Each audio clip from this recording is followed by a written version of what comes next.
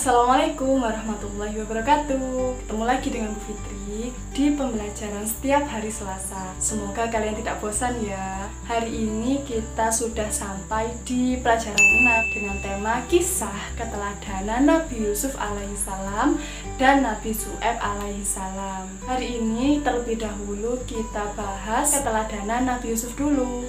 Nanti minggu depan bisa dilanjut tentang kisah keteladanan Nabi Syuaib alaihissalam.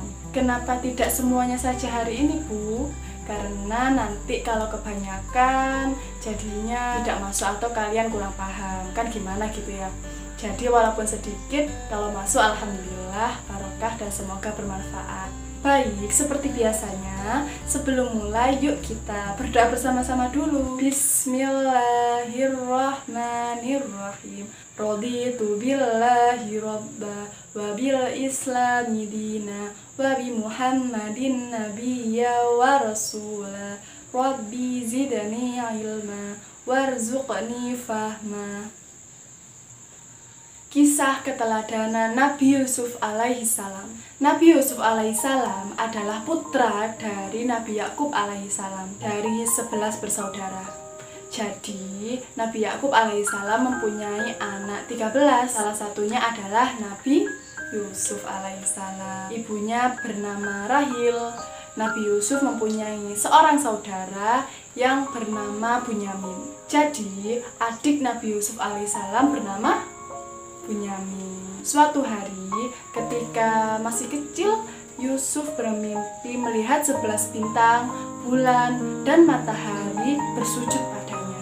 Lalu Nabi Yakub menafsirkan bahwa kelak Nabi Yusuf akan menjadi seorang nabi dan rasul. Dan juga Nabi Yakub berpesan kepada Nabi Yusuf untuk tidak menceritakan mimpinya kepada saudara-saudaranya. Nah, suatu hari saudara-saudaranya iri kepada Yusuf anak-anak karena ia lebih disayang oleh Nabi Yakub dan memiliki wajah yang sangat tampan.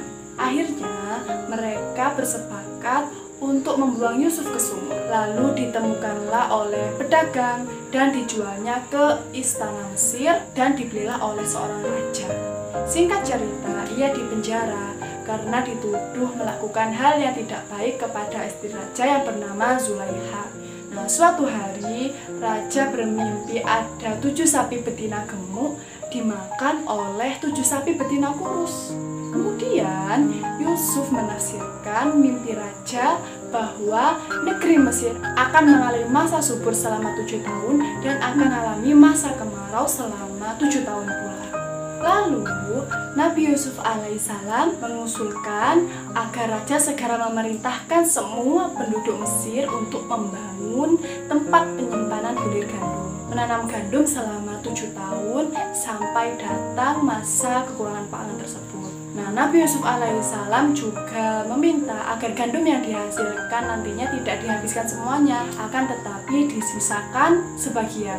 Kemudian, rakyat Mesir diwajibkan untuk menjemur bulir gandum sampai kering sebelum disimpan. Selain itu, bulir gandum harus dibiarkan tetap utuh beserta kulitnya. Ternyata benar bahwa bulir gandum yang kering dan kulit yang tidak terbuka memang lebih tahan lama anak-anak dibandingkan dengan gandum basah dan terbuka kulitnya. Nah, pengetahuan Nabi Yusuf alaihissalam itu membuat Raja Mesir kagum dan mengangkatnya menteri atau penanggung jawab produksi dan pengolahan pangan, meliputi seluruh wilayah Mesir. Nah, raja juga memberinya cincin stempel kerajaan, pakaian dari sutra, mahkota emas, dan kendaraan khusus.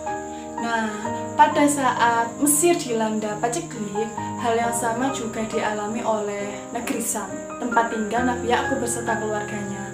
Nah, kondisi ini membuat Nabi Yakub mengutus seluruh putranya untuk pergi ke Mesir menemui penanggung jawab produksi dan pengolahan pangan untuk meminta izin agar boleh membeli bahan makanan. Nah, singkat cerita, akhirnya Nabi Yusuf bertemu dengan Bunyamin, adiknya. Ia memberitahu bahwa aku adalah kakakmu, aku adalah saudaramu, gitu. Mereka pun berpelukan karena kerinduan yang sangat terpendam.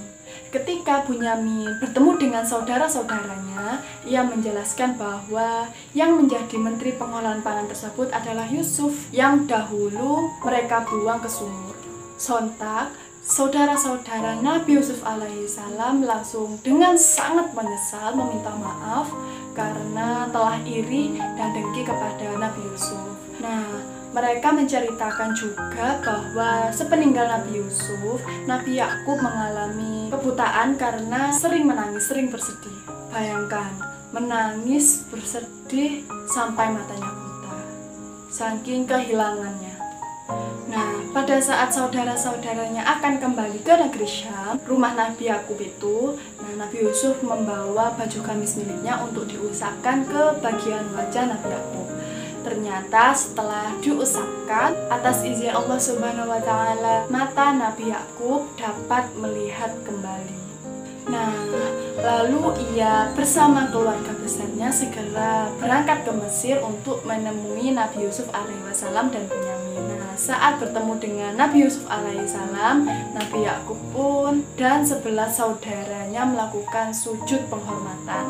Nah, inilah arti dari mimpi Nabi Yusuf alaihissalam ketika masih ia kecil. Matahari melambangkan Nabi Yakub alaihissalam, bulan melambangkan ibunya, dan 11 bintang melambangkan 11 saudaranya. Pada zaman Nabi Yusuf itu, bersujud kepada sesama tidak apa-apa anak-anak, bahkan merupakan tradisi yang disyariatkan. Kemudian tradisi ini pun dihapus dengan syariat yang dibawa oleh Nabi Muhammad SAW yang melarang orang bersujud kecuali kepada Allah Subhanahu wa taala di saat sholat. Nah, itu dia kisah tentang keteladanan Nabi Yakub alaihissalam. Semoga kita bisa dapat memetik hikmah darinya. Dan tugas untuk hari ini adalah, apa sih hikmah yang bisa dipetik dari kisah keteladanan Nabi Yusuf alaihissalam? Jawabannya bisa ditulis di buku. Itu ya. Terima kasih. Semangat. Wallahul muwaffiq ila aqwamit thoriq. Wassalamualaikum warahmatullahi wabarakatuh.